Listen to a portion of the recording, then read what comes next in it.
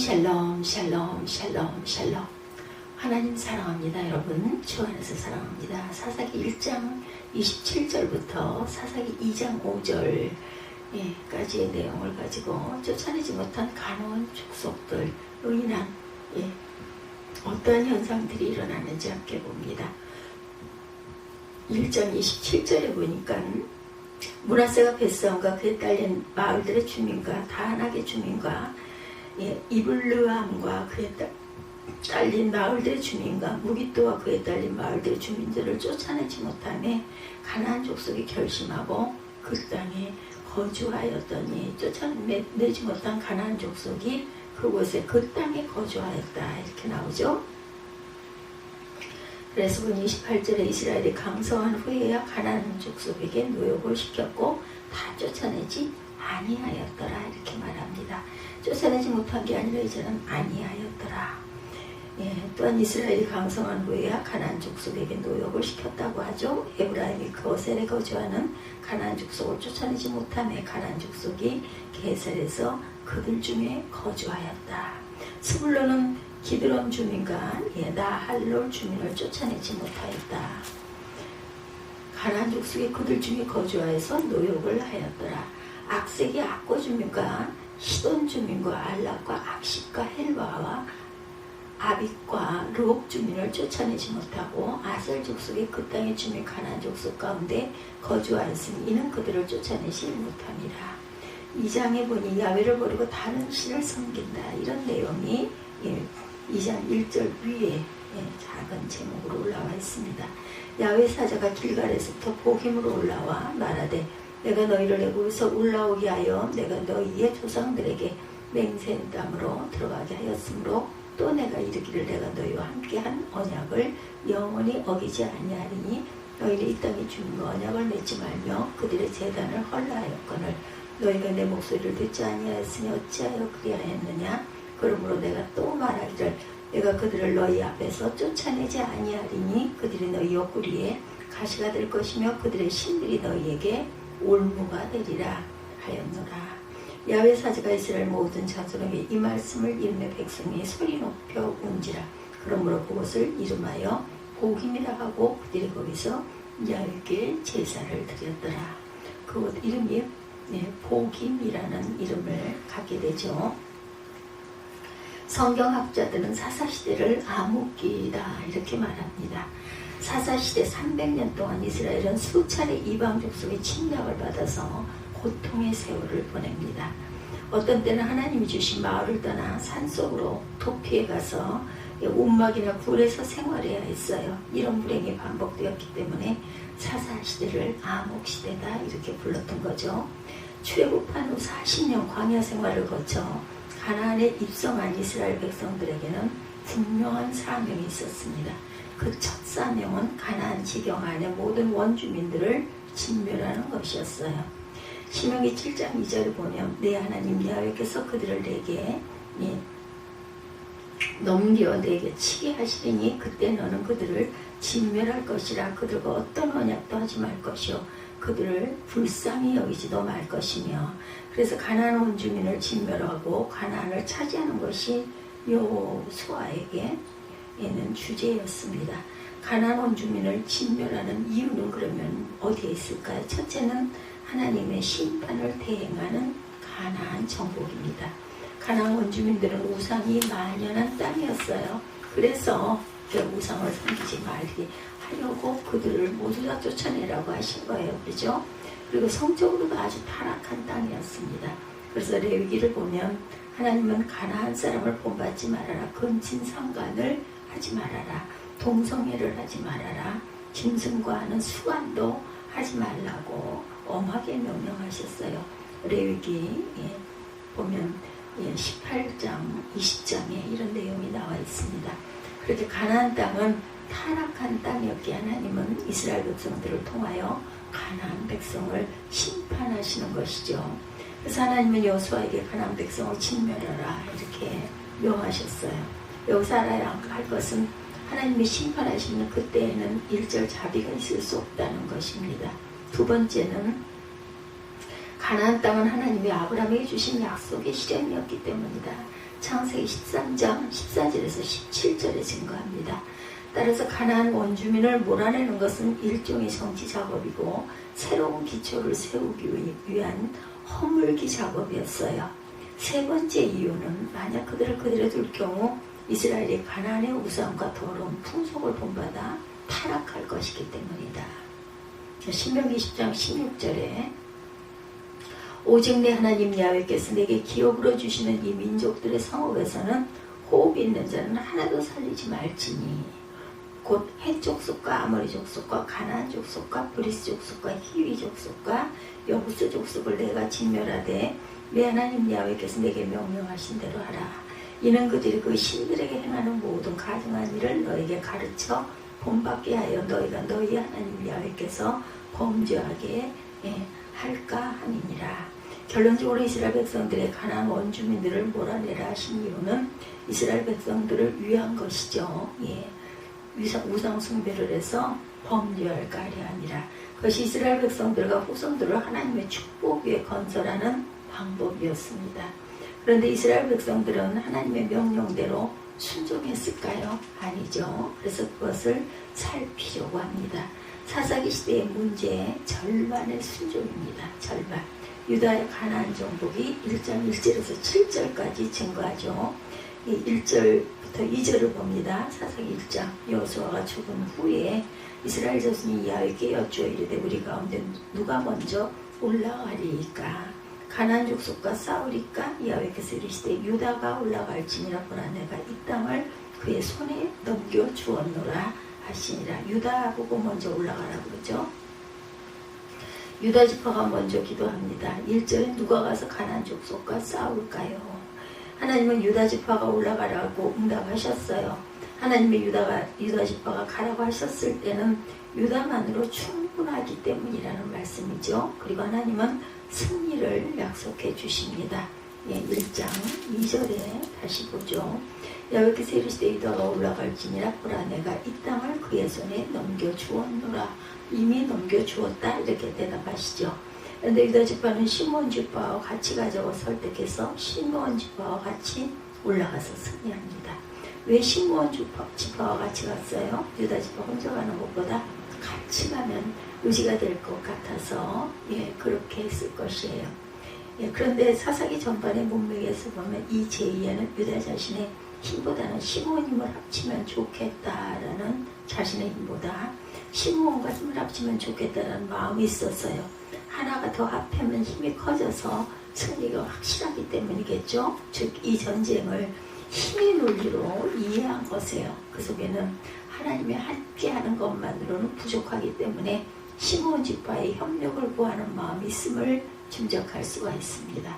즉 유다의 협력 요청에는 하나님을 전적으로 의지하지 못하는 염려스러운 마음이 숨어 있음을 믿음의 약함이 보여지죠.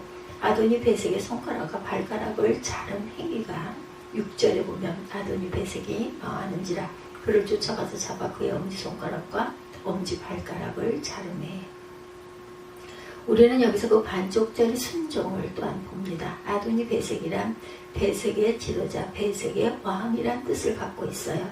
아도니 베섹은 자신이 당한 일이 하나님의 갚으심이라 이렇게 고백을 합니다. 7절에 보면 아도니 베섹이 이르되 옛적에 70명의 왕들이 그들의 엄지손가락과 발가락을 살리고 내 상 아래에서 먹을 것을 줍더니 하나님이 내가 행한 대로 내게 갚으심이로다 하니라. 우리가 그를 끌고 예루살렘에 이르렀더니 그가 거기서 죽었더라. 유다 자손들이 예루살렘을 쳐서 점령하여 칼날로 치고 그 성을 불살랐으며 그 후에 유다 자손이 내려가서 산지와 남방과 평지에 거주하는 가나안 족속과 싸웠고 유다가 또 가서 헤브론에 거주하는 가나안 족속을 쳐서 세세와 아히민과 달메를 죽였더라. 헤브론의 본 이름은 기랏 아르바였더라 이렇게 말씀하고 있어요. 유다 지파는 지금 가나안 족속들이 전쟁 후에 하는 행동을 따라하고 있어요. 즉 유다 지파는 어느새 가나안 족속들의 영향을 받아서 그들의 흉내를 내고 있는 것입니다. 유다는 왜 베섹 왕을 뽀로로 잡아서 엄지손가락과 발가락을 잘랐다고요? 그들이 하는 전쟁 후에 하는 짓을 그대로 본받아서 흉내내고 있었다는 겁니다. 배색의 왕을 끌고 승리의 전리품을 삼아서 전쟁의 결과에 대한 영광을 자기들이 취했던 거죠. 손가락과 발가락을 자른 이유도 그 측면으로 이해를 해야 합니다. 즉 유다 지파는 하나님의 명령한 전쟁의 원리를 따르지 않고 있습니다. 그리고 가나안 하나님께 돌려야 할 영광을 자기들이 누리려고 하고 있어요. 가나안 문화를 유다 지파가 조금씩 따라가는 모습이 나타납니다. 요셉 지파의 베델 정복이 1장 22절에서 26절까지 증거하죠. 요셉 지파는 베델, 가나안 지명은 루스이죠. 정복하기 전 정탐꾼을 파견하여 살폈어요. 살펴보니 베델 백성으로 베델성으로 들어가는 비밀 통로가 있음을 알게 됩니다. 그래서 그 성읍의 한 사람과 모종의 협상을 하죠. 비밀 통로로 우리를 안내하면 너만은 살려주겠다 약속을 합니다. 그래서 그 비밀 통로로 베델성을 정복했고, 이 사건은 여호수아가 여리고를 정복할 때 기생 라합과 약속하고 약속대로 라합 그 가족을 살려준 것과 아주 유사하죠. 그렇지만 결론은 엉뚱하게 흘러갑니다. 선대한다고 하면서 이 사람은 하나님 백성의 공동체로 들어오게 하지 않고 그냥 노아분에서 딴 살림을 차리게 했어요. 그래서 그는 햇사람 땅에 가서 성을 건축하고 이름을 루스라 이렇게 짓습니다. 그래야 이 협상으로 살려준 가나안 사람들이 다른 데 가서 또 다른 루스라는 성을 건설해서 합법적으로 가나안 백성이 번성하게 되었다라고 증거하고 있어요. 26절에 그 사람 햇사람들의 땅에 가서 성읍을 건축하고 그곳의 이름을 루스라 하였더니 오늘까지 그곳 이름이 되니라 이렇게 증거하죠. 이 사건 역시 절반의 순종, 가나안 정복에 대한 하나님의 명령은 그렇지 않았다는 거죠. 신명기 7장 2절에 내 하나님 여호와께서 그들을 내게 넘겨 내게 치게 하시리니 그때 너는 그들을 진멸할 것이라. 그들과 어떤 언약도 하지 말 것이요 그들을 불쌍히 여기지도 말 것이며. 하나님의 명령은 진멸하라. 하나님의 심판을 대행하라. 그래서 라합같이 하나님의 백성이 되면 살려주었지만 그렇지 않으면 진멸해야 했어요.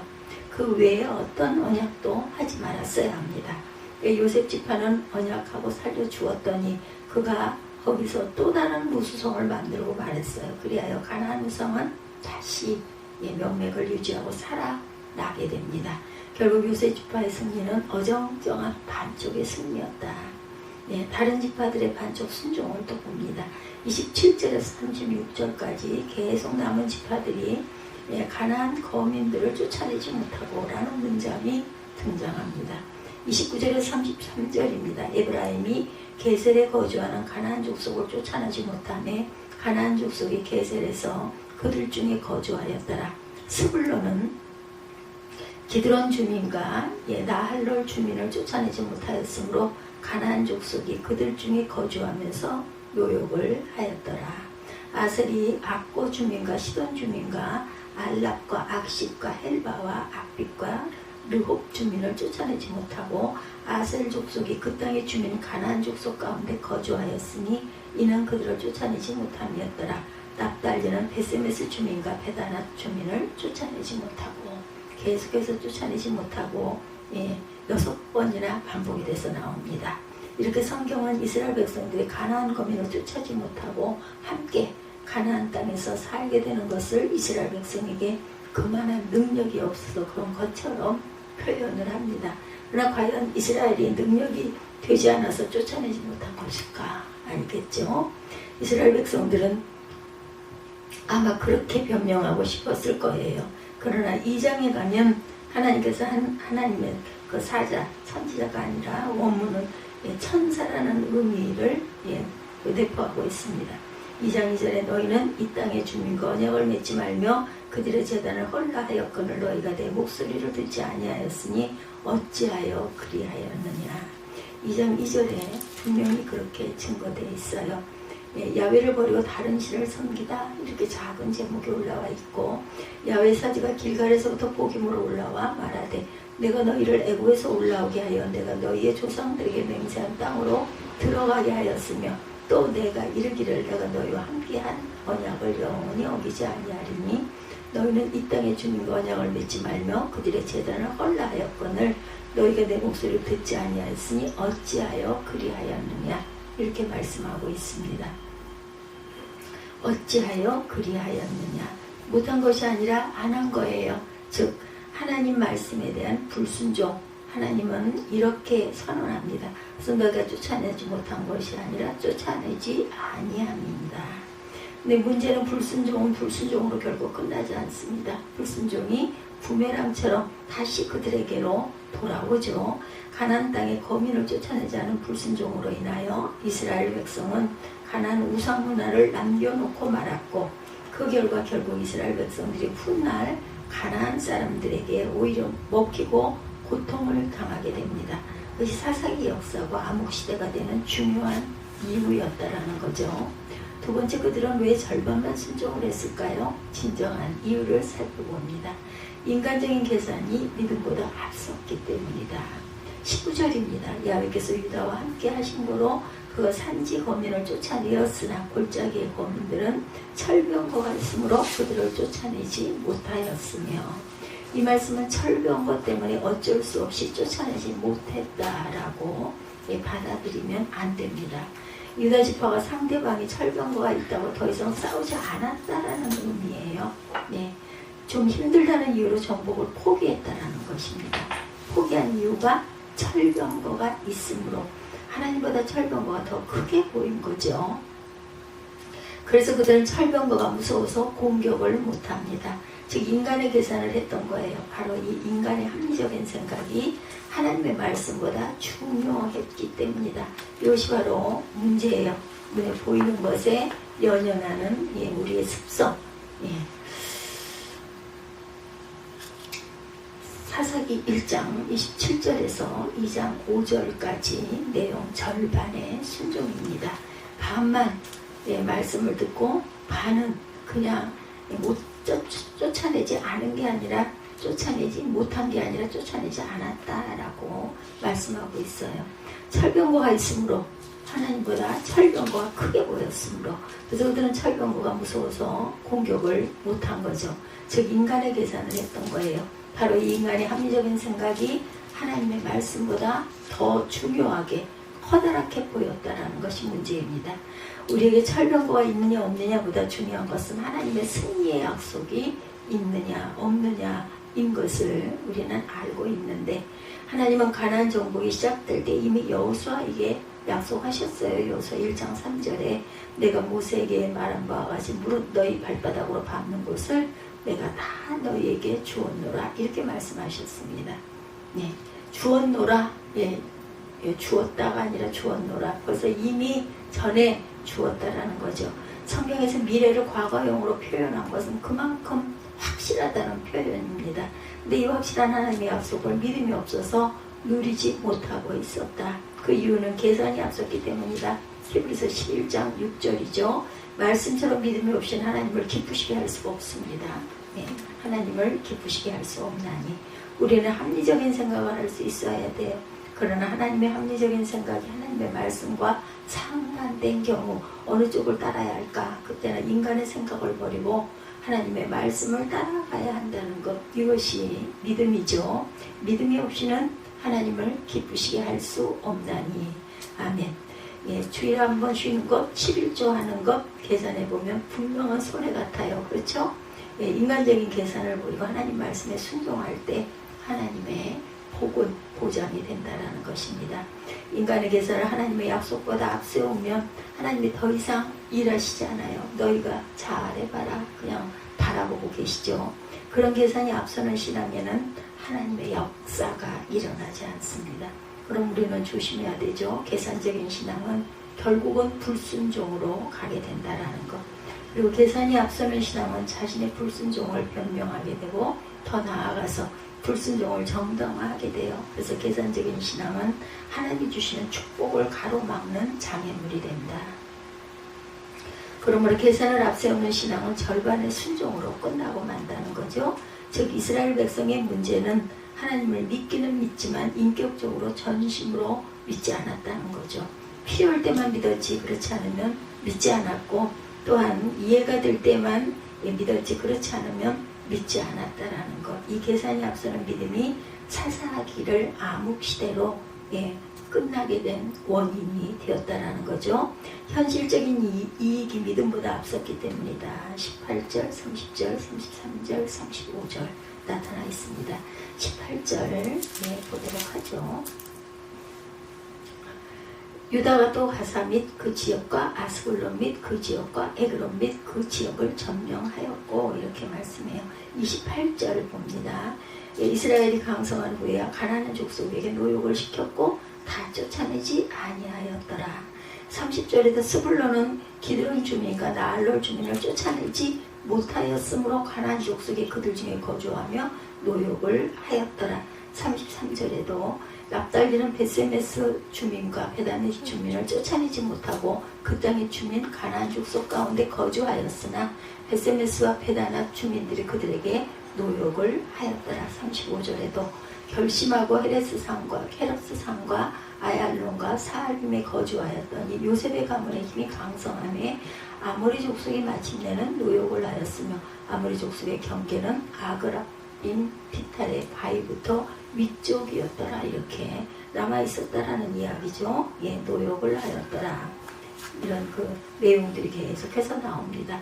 계속해서 노역을 시켰다는 말이 반복되죠. 하나님은 다 진멸시키려고 하였는데 이스라엘은 가나안 족속을 다 죽이지 않고 노역을 시키고 종으로 부렸어요.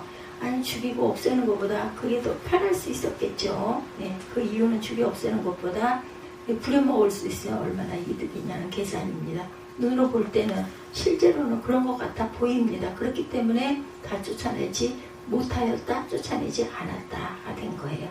더구나 이스라엘은 이제는 가나안 땅에서 농사를 짓고 살아야 하는데 농사 지은 경험이 전혀 없어요.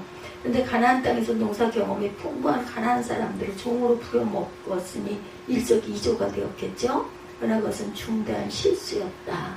하나님의 말씀을 거역하고 그러므로 우상이 그 자리에서 점점 더 뻗어나갔다는 거죠.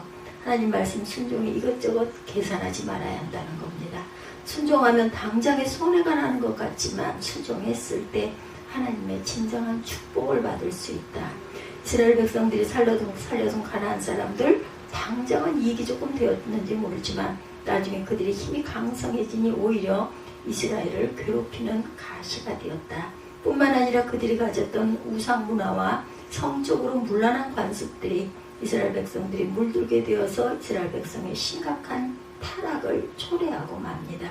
그래서 가나안 사람을 남겨둔 것이 이익이 아니라 엄청난 재앙을 초래하고 맙니다. 그것이 사사기의 역사예요.